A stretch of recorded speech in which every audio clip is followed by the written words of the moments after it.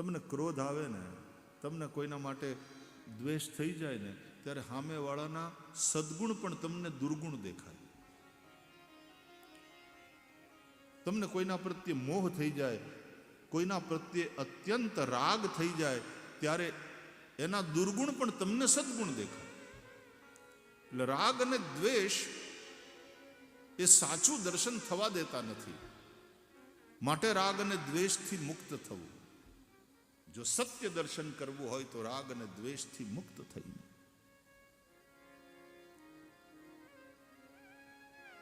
ક્રોધમાં આવી રાજા પરીક્ષિતે ઋષિના ગળામાં સર્પ નાખ્યો.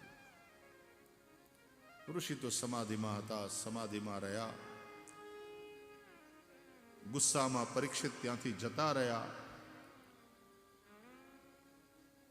પણ આ વાતની ખબર પડી એ ઋષિના દીકરાને.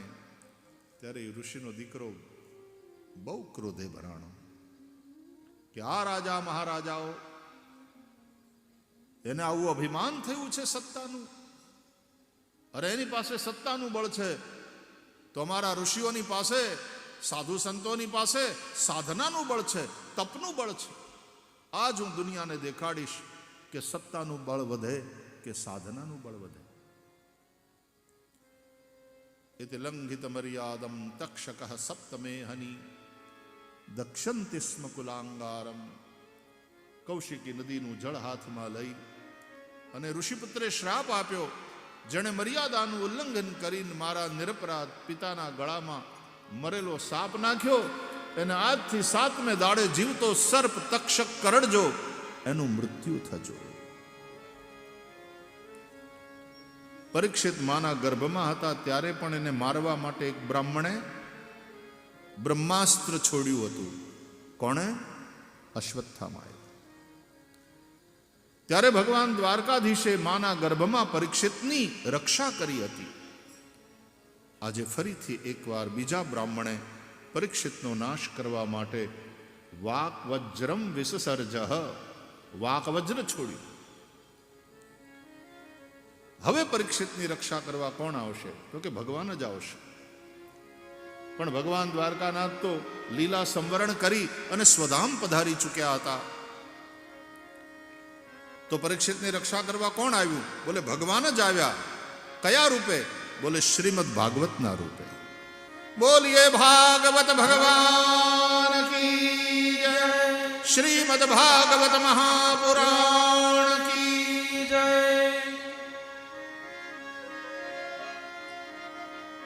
પરમ ભાગવત શ્રી સુખદેવ એ સાક્ષાત ભગવાન જ છે. તત્રા ભગત ભગવાન વ્યાસપુત્રો. અને એમણે આવીને આ ભાગવત રસ, તે રસ રેડ્યો પરીક્ષિતના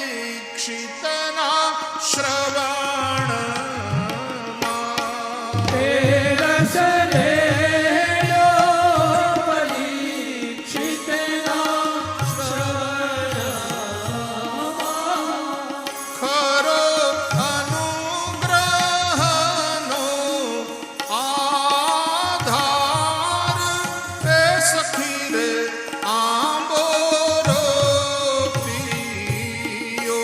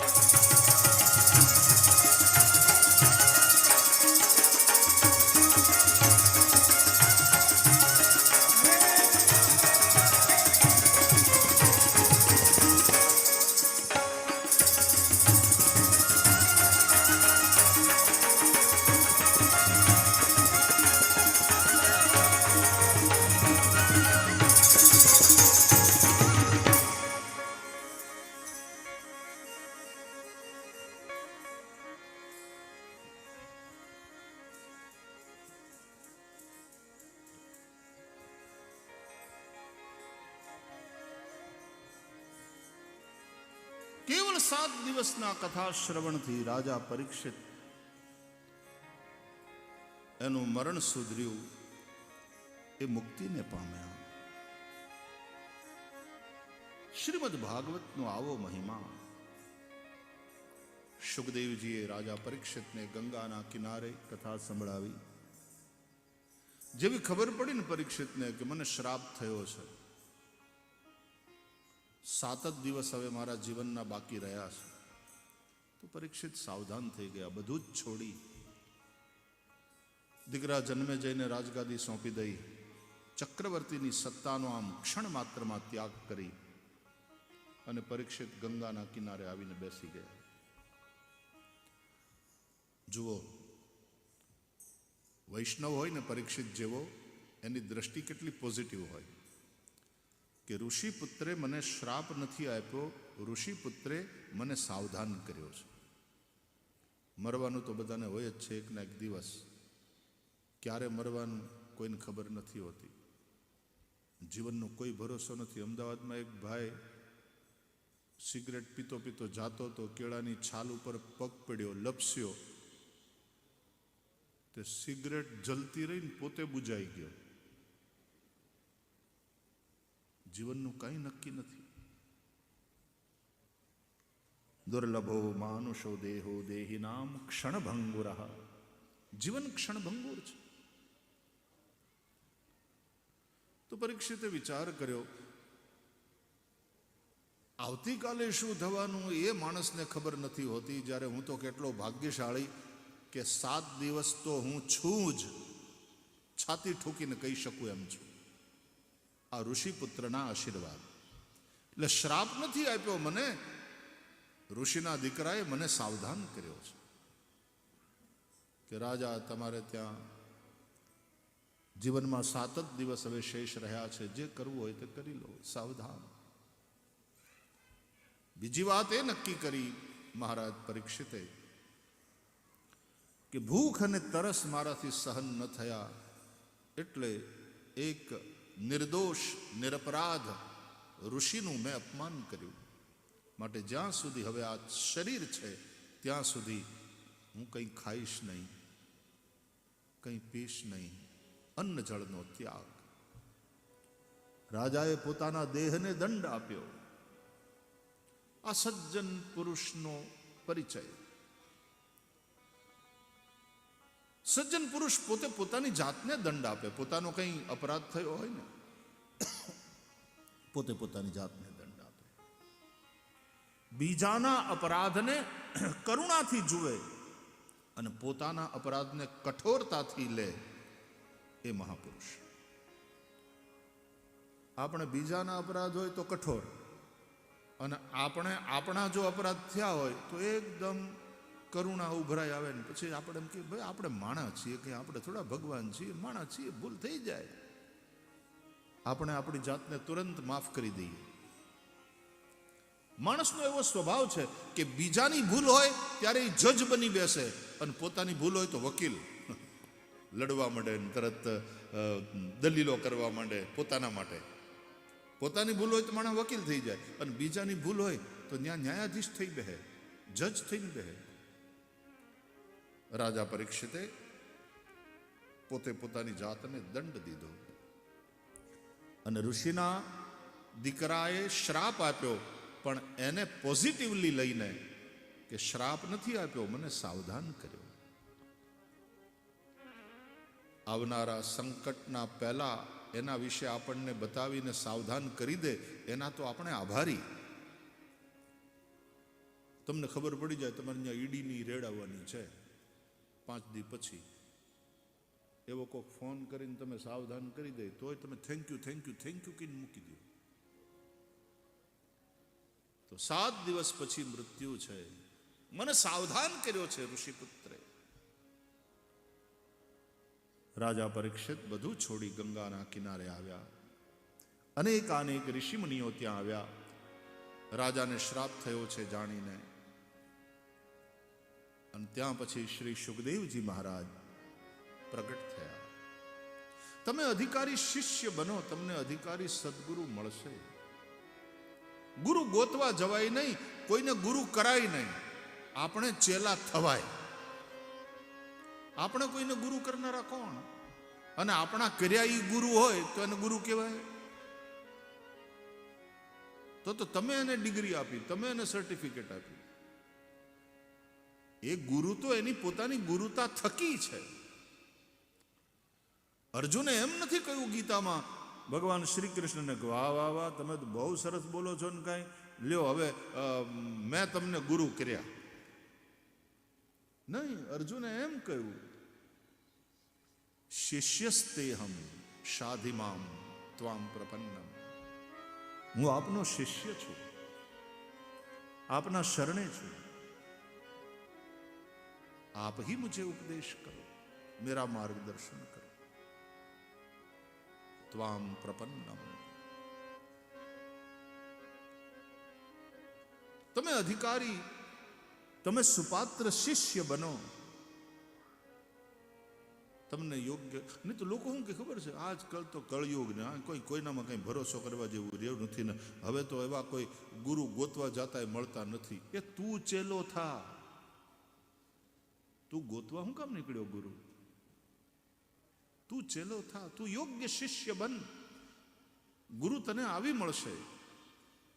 રાજા પરીક્ષિતે કોઈ સુખદેવજીની પાસે જઈ અને ભાગવતની તિથિ તારીખ નથી માગી.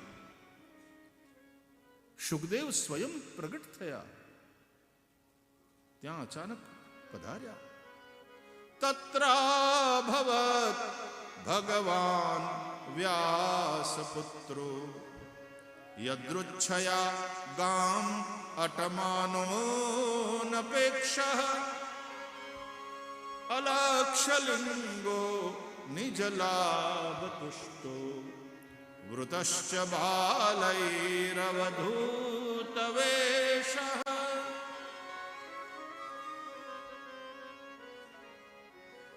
તત્રાભવત ભગવાન વ્યાસપુત્ર. સુખદેવને ભગવાન કયા? વ્યાસજીના પુત્ર સુખદેવ ભગવાન ત્યાં પ્રગટ થયા. યદૃચ્છયા ગામ પૃથિવ્યામ અટમાનઃ.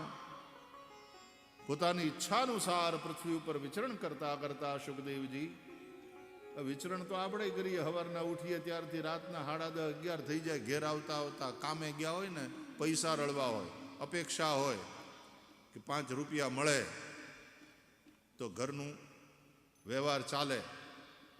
સુખદેવજી જે વિચરણ કરે છે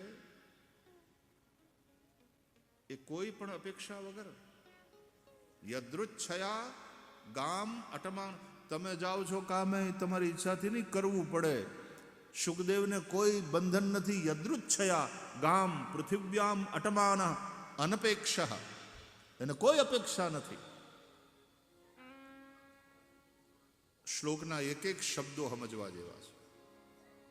આવી રીતે ભાગવતજીનો સ્વાધ્યાય કરીએ ને તો આખું જીવન ઓછું પડે શ્રીમદ ભાગવતનો સ્વાધ્યાય કરતા કરતા. તો આ ગ્રંથ પૂરો ન સમજાય ન થાય. પણ આચાર્ય મહાપુરુષોએ બહુ કૃપા કરી. શ્રીમદ આચાર્ય ચરણે પણ સુબોધિની ટીકા લખી અને શ્રીમદ ભાગવતના કેવા સરસ સરસ ભાવો અર્થો પ્રગટ કર્યા. શ્રીધર સ્વામીની શ્રીધરી ટીકા વિદ્વાનોમાં એનો પણ બહુ મહિમા છે. મધુસૂદન સરસ્વતીજી, અનેક આચાર્યોએ શ્રીમદ ભાગવત ઉપર ટીકા લખી. સુખદેવજી મહારાજ પધાર્યા. આવા સમર્થ સદગુરુ આવે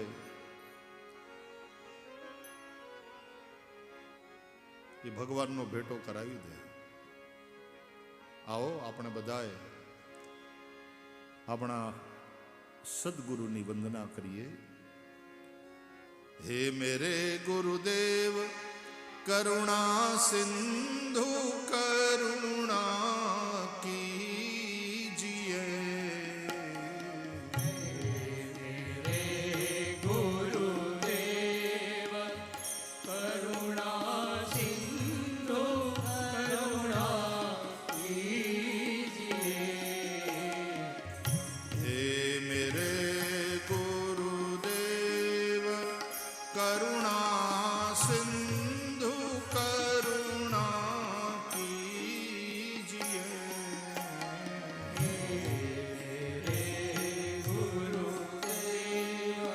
सब गाइए, अपने अपने गुरु गोविंद को मनाइए।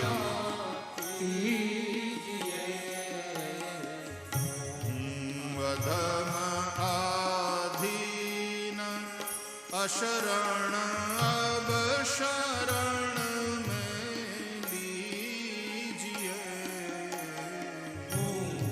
अधम आधीन अशरण अब शरण में लीजिए।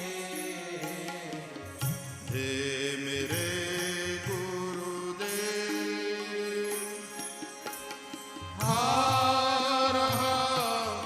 गोते हूँ मैं भव सिंधु के मझधार में। होते हूँ मैं भव सिंधु के मझधार में। आसरा है दूसरा कोई न अब संसार में।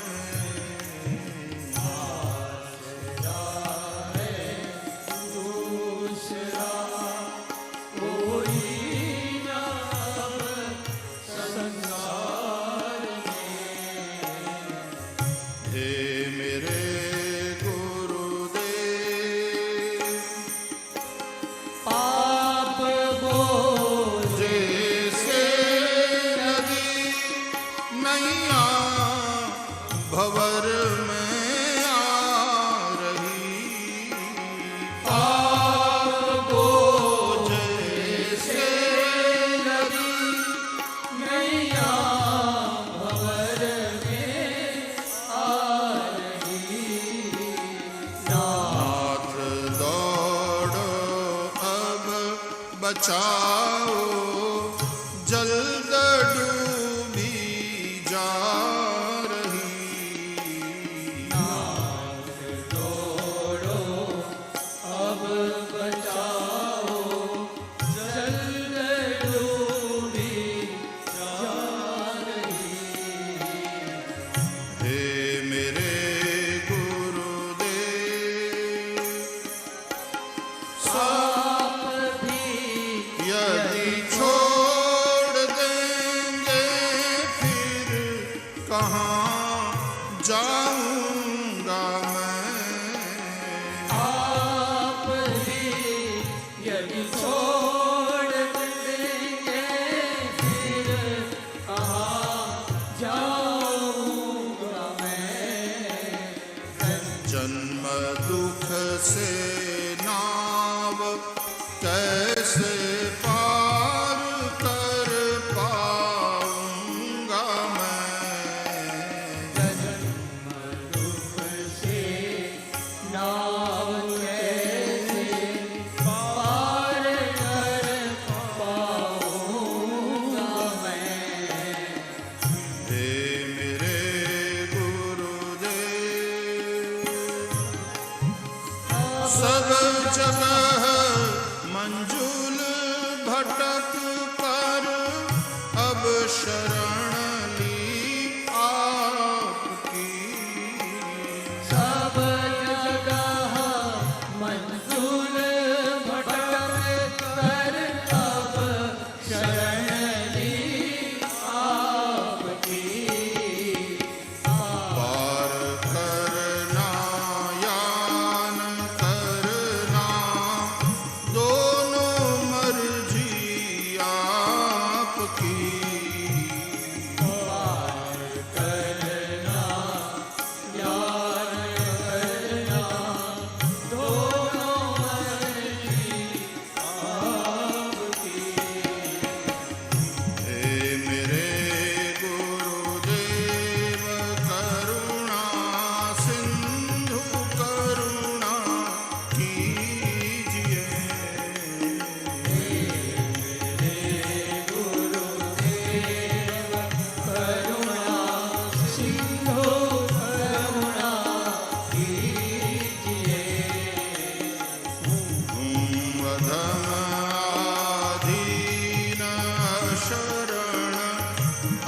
शरण में लीजिए।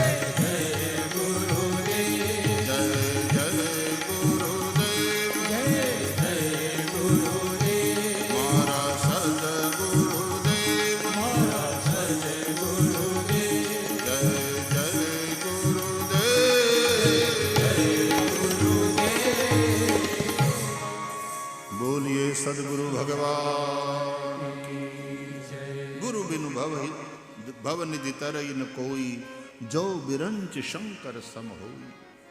कदाच कोई विरंची अने शंकर समान केम न होय, पण गुरु विना कोई भवनिधि न तरे। बिन गुरु होई कि ज्ञान, ज्ञान की होई विराग बिनु। गावहि वेद पुराण, सुख की लही हरि भक्ति बिनु। आ हमणा बहु टाइट पड़े छे એટલે પછી તમે સ્વેટર પહેરો, મોજા પહેરો, કાન ટોપી, મફલર, રાતના સૂવો તો ધાબળા ઓઢીને હુવો. પછી શું કહે ખબર? ટાઢ બહુ છે, 2 ગરમ ધાબળા રાખજો. ગરમ ધાબળો, ધાબળો ગરમ છે. ધાબળો ગરમ હોય તમે ધાબળાને અડો છો ને ધગી જાય ધાબળો, તમે દાજી જાઓ, એવું બને? ધાબળો ગરમ છે, ધગે છે, પણ આપણે એને ગરમ ધાબળો કહીએ. ધાબળામાં ગરમી છે નહીં. ગરમી તો છે આપણા શરીરમાં. શરીરમાં જો ગરમી છે, ધાબળાની શું જરૂર? શરીરમાં તો ગરમી છે જ, તો પછી શિયાળામાં ધાબળા ઓઢવાની જરૂર શું? તો શરીરમાં છે ગરમી, તો ધાબળામાં નથી ગરમી. આપણે ગરમ ધાબળો ભલે બોલીએ, પણ ધાબળામાં ગરમી નથી. ગરમી તો આપણા શરીરમાં છે, પણ શરીરની ગરમીનો અનુભવ ધાબળો ઓઢીએ એના થકી થાય છે. જ્ઞાન તો આપણા બધામાં છે જ. પરમાત્મા આપણા સૌના હૃદયમાં રહેલા છે જ. ઈશ્વર સર્વભૂતાનામ હૃદયશિર્જુન તિષ્ઠતિ. પણ હૃદયની અંદર બિરાજેલા પરમાત્માનો અનુભવ સદગુરુ થકી થાય છે. માટે બિન ગુરુ હોય કે જ્ઞાન, જ્ઞાન કી હોય વિરાગ બિન. હમણાં જો આ ચર્ચા કરતો હતો ને તે દિવસે આ છોકરાઓની હારે કે ત્વચાથી સ્પર્શનો અનુભવ થાય, સ્પર્શનું જ્ઞાન થાય ત્વચા થકી. કોઈ આપણને અડે, આપણને ખબર પડે. આપણને કંઈક સ્પર્શ થાય તોય આપણને ખબર પડે. એટલે ત્વચા થકી સ્પર્શનું જ્ઞાન થાય, બરાબર. પણ તમે કોકને સ્પર્શ કરીને ગદબદિયા કરો તો એને ગુદગુદી થાય, બરાબર. પણ તમે તમારી જાતને ગદબદિયા ન કરી શકો.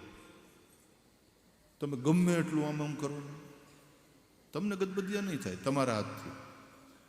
એ ગદબદિયા હાટું થઈને બીજો જોવે, નહીં તો સ્પર્શ તો થાય જ છે. પણ આપણા હાથનો સ્પર્શ આપણને ગદબદિયા નથી કરતો, એના માટે બીજાનો સ્પર્શ જોઈએ. આપણી અંદર રહેલું જ્ઞાન અથવા તો આપણા હૃદયમાં રહેલા પરમાત્માનો અનુભવ સદગુરુ કરાવે. બિન ગુરુ હોય કે જ્ઞાન, જ્ઞાન કી હોય વિરાગ બિનુ. ગાવહી વેદ પુરાણ, સુખ કી લહી હરિભક્તિ બિનુ. સુખદેવજી જેવા સદગુરુ પધાર્યા. રાજા પરીક્ષિત એના શરણે ગયા. પછી સુખદેવજીએ પરીક્ષિતની નૈયાને પાર લગાડવા માટે મુનિ છે, મૌન અને મનનશીલ, પણ આજે મુખર થયા. વરિયાન એષતે પ્રશ્નઃ કૃતો લોકહિતં નૃપ. આત્મવિદ સંમતઃ પુંસાં શ્રોતવ્યાદિષુ યઃ પરઃ. શ્રોતવ્યાદીનિ રાજેન્દ્ર નૃણાં સંતિ સહસ્રશઃ. અપશ્યતામ આત્મતત્વં ગૃહેષુ ગૃહમેધિનાં. વરિયાનેષતે પ્રશ્નઃ. સુખદેવજીના વક્તવ્યનો પ્રારંભ વિદ્વાનો કહે છે વકારથી થયો. વરિયાન એષતે પ્રશ્ન. વકાર વ એ અમૃત બીજ છે, વમ અમૃત બીજ છે.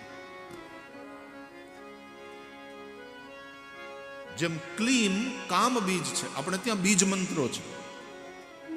ક્લીમ કામ બીજ કહેવાય, વમ અમૃત બીજ.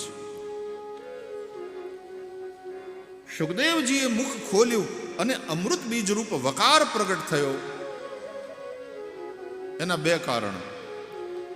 એક તો તમે અત્તરની બાટલીનું ઢાંકણું ખોલો એટલે જે પ્રકારનું અત્તર અંદર હોય એ સુગંધ બહાર ફેલાઈ જાય. અંદર હોય એ બહાર પ્રગટ થાય. સુખદેવજીએ મોઢું ખોલ્યું, બોલવાનું શરૂ કર્યું તો અંદર અમૃત ભરેલું એટલે અમૃત બીજ રૂપ વકાર મુખ ઉપર આવ્યો. વરિયાન એષતે પ્રશ્ન. અને બીજું, મુખ ખોલ્યાની સાથે અમૃત બીજ રૂપ વકાર હોઠ ઉપર કેમ આવ્યો? કે રાજા પરીક્ષિતને મરવાનું છે થોડા દિવસ પછી, અને મરણાસન્ન પ્રાણી હોય ને એને અવિલંબ અમૃત પીવડાવવું જોઈએ.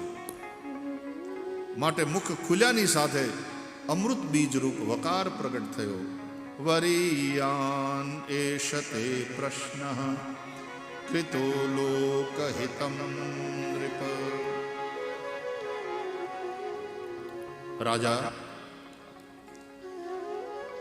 બહુ સરસ પ્રશ્ન કર્યા તમે. રાજાએ બે પ્રશ્ન કર્યા કે મરણાસન્ન પ્રાણીનું કર્તવ્ય શું, જેનું મૃત્યુ નજીક હોય એવા જીવે શું કરવું જોઈએ, અને બીજું દરેક પ્રાણીનું જીવનમાં સામાન્ય કર્તવ્ય શું છે, મતલબ કેવી રીતે જીવવું જોઈએ, અને મૃત્યુ સમીપ હોય ત્યારે વિશેષ કર્તવ્ય શું, કેવી રીતે મરવું. મતલબ આવ્યા તો ખરા, હવે કેવી રીતે રહેવું અને કેવી રીતે જવું, આ બે વાત સમજાવો. બોલે વરીયાન એશતે પ્રશ્ન, રાજા તમારો પ્રશ્ન શ્રેષ્ઠ, લોકહિતાર્થ થયેલો પ્રશ્ન છે. આ માત્ર તમારા પ્રશ્ન નથી, પ્રાણી માત્રના પ્રશ્ન છે. જે જન્મે છે એને મરવું જ પડે છે. રાજન, સાંભળવા યોગ્ય હજારો વિષય છે, કરવા યોગ્ય હજારો કર્મ છે, પણ દેહ ગેહ પુત્ર પરિવારમાં આસક્ત મનુષ્ય પોતાનું જીવન જતું જુએ છે.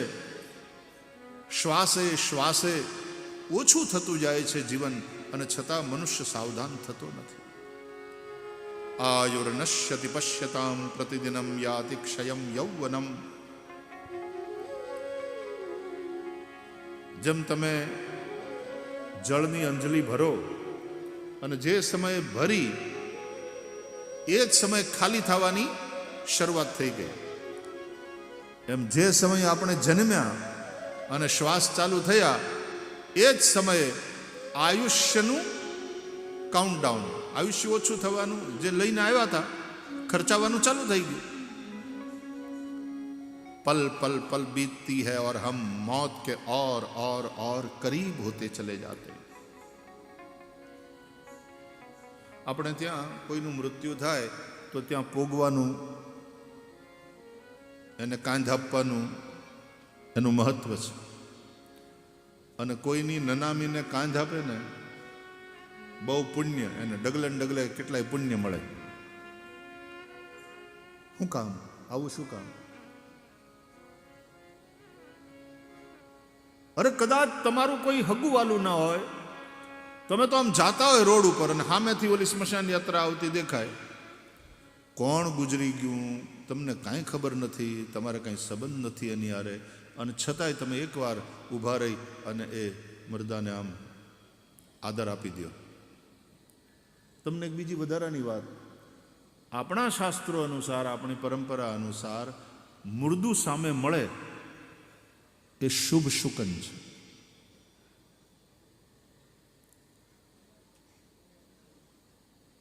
આવું કેમ હશે? આની પછવાડે શું ગણિત હોય, કયો વિચાર હોય, કયું ચિંતન હોય? એ મુર્દુ તમને તમારા મૃત્યુની ખબર પહોંચાડે છે कि ये तो गया, एक न एक दिन अपने को भी जाना है. सावधान. આપણે સંસારમાં એવા રમી ગયા કે મૃત્યુને ભૂલી ગયા. એક દી મરવાનું છે આ ભૂલાઈ ગયું, અને કાવા દાવા, ખોટું, જૂઠ, કપટ, કેટલા ખેલ, કેટલા પાપ કરે છે માણસ. કૃતમ સ્મર. સાવધાન.